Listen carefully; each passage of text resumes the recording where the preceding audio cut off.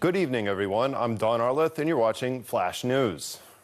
The total number of people infected with COVID-19 since the beginning of the pandemic in Poland has just exceeded 100,000.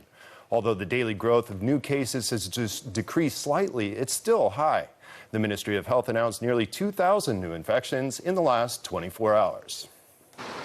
The highest number of infections was confirmed during the last 24 hours in the Kujawian-Pommeranian, Pomeranian and Lesser Poland voivodeship. Warsaw is also in danger of being included on the list of local restrictions. Local restrictions make sense, and therefore the introduction of the red and yellow zones, restrictions in those areas, are a very important aspect of public life. The solution for reducing the number of cases is invariably disinfection, distance and masks. I am always wearing it, but I can see that there are those who do not wear masks. They are simply ignoring it, aren't they? Not covering your nose and mouth in places where this is mandatory can cost you money, not just your health. Since the beginning of the pandemic, the police has issued 19,000 fines. For these major violations, a police officer may impose a fine of between 20 and 500 Polish zloty. Since Saturday, 51 counties have been subject to restrictions and 17 more are threatened with restrictions. Bartosz Zmarzlik defended his title of Speedway World Champion. For the second time in a row, he won the cup during the Grand Prix finals in Torun. He is the first Pole to hold this title twice.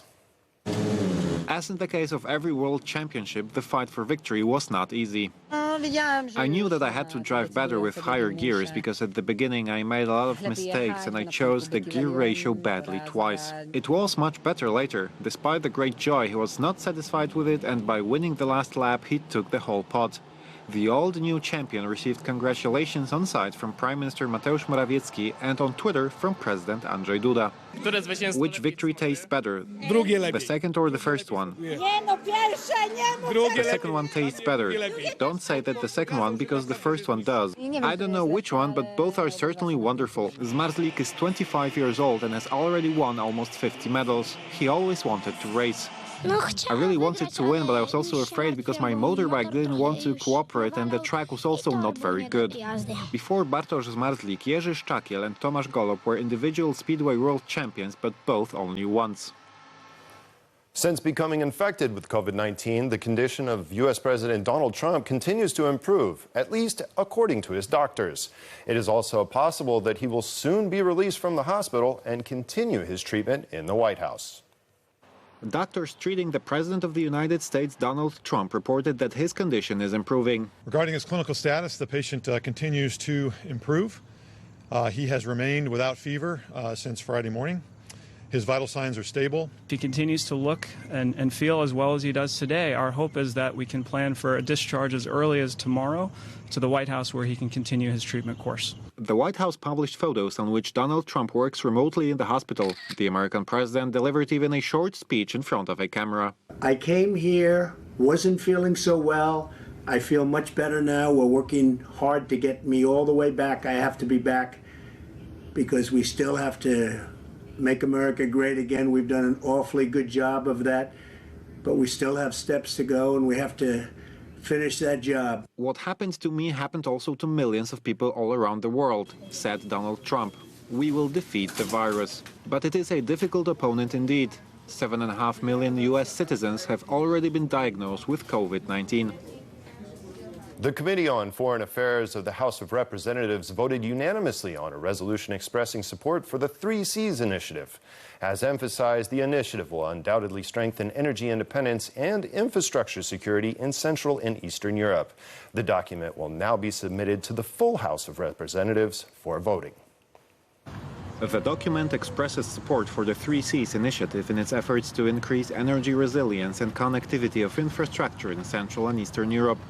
The resolution also reaffirms the power of the President of the United States to financially support projects within the 3 Cs initiative, encourages states to diversify their energy sources, and condemns any efforts by Russia to, quote, use energy as a weapon to exert pressure or undermine freedom and democracy in Europe. Storms and floods have pummeled southern France. Due to the extreme weather conditions, at least 8 people were reported missing, and many buildings were damaged or destroyed.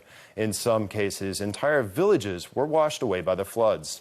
12,000 households remain without electricity. The search for missing people and cleanup operations are underway. Almost 1,000 firefighters were mobilized in the Maritime Alps department, France, to restore communication routes and search for missing persons. The firefighters are also supported by the army. The French weather agency reported that in some places 450 liters of rainwater were reported during the day, which corresponds to 4 months of average rainfall at this time of the year. Commentators of the daily newspaper Le Monde, analyzing storms and floods, claim that such a sudden change of weather conditions is due to climate changes which are affecting France. The heavy rainfall also caused floods in northern Italy. The local media reported about 2 deaths. The search for 22 missing people is still ongoing. Thousands of people took to the streets of cities across Belarus. The protests against Alexander Lukashenko's regime are not letting up, and the Belarusian dictator refuses to give in. The police have already arrested a total of 11,000 demonstrators since the protests began 57 days ago.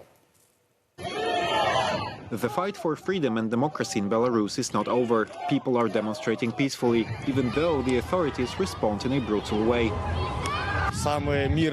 We want peace, not bloodshed. We want the authorities to understand that old Belarus is over and new times are coming. People took to the streets of Minsk and other Belarusian cities again. There are still crowds with demands that have not changed: fair elections, reforms and freedom for illegally detained people.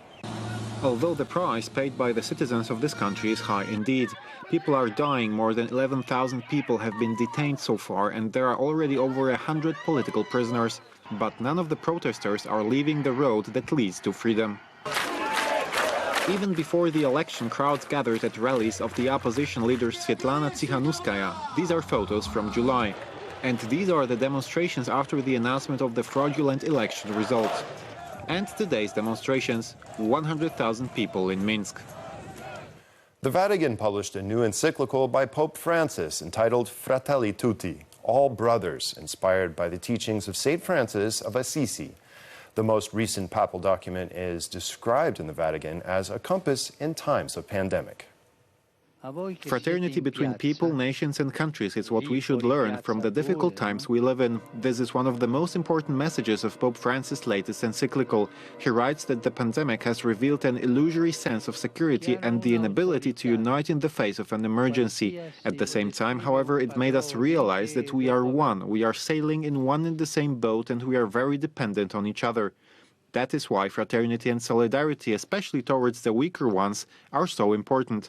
In this case, Pope Francis again referred to the pandemic and elderly people who died alone, often without help. Yesterday in Assisi, at the tomb of St. Francis, Pope Francis signed the encyclical. This is the first papal encyclical in 200 years signed outside the Vatican. It was also the first trip of the Pope since the outbreak of the pandemic. The sport, born in Finland back in the 90s, however, years ago it gained popularity all over the world. This year, the first edition of the Wife Carrying Championship was organized in Hungary.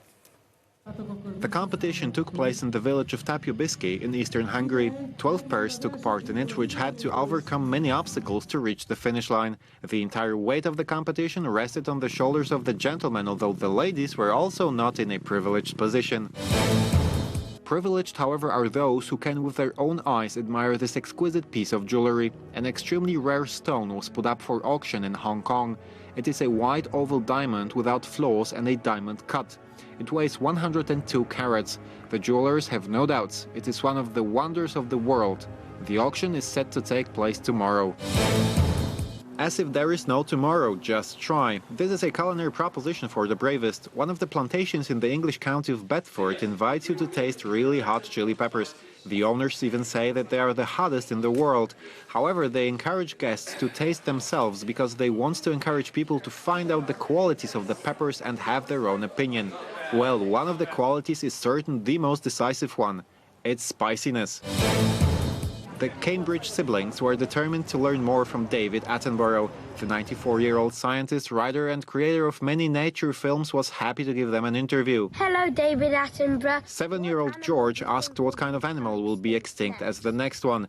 The biologist expresses hope that none will be extinct. 5-year-old Charlotte confessed that she liked spiders a lot and found out that David Attenborough liked them too. The 2-year-old Louis asked the biologist about his favorite animals. I think I like monkeys best. And speaking of monkeys, this species, among others, celebrates their holiday today. It is no coincidence that the World Animal Day is celebrated on the 4th of October. This is the day of Saint Francis of Assisi, the patron of animals. In some places in Poland, one could attend a holy mass with a pet. That way, in Tymień in West Pomerania, there were guinea pigs, dogs and cats in church. Well, that's the end of our show for tonight. Thank you for joining us. Have a great evening, and we'll see you next time. Good night.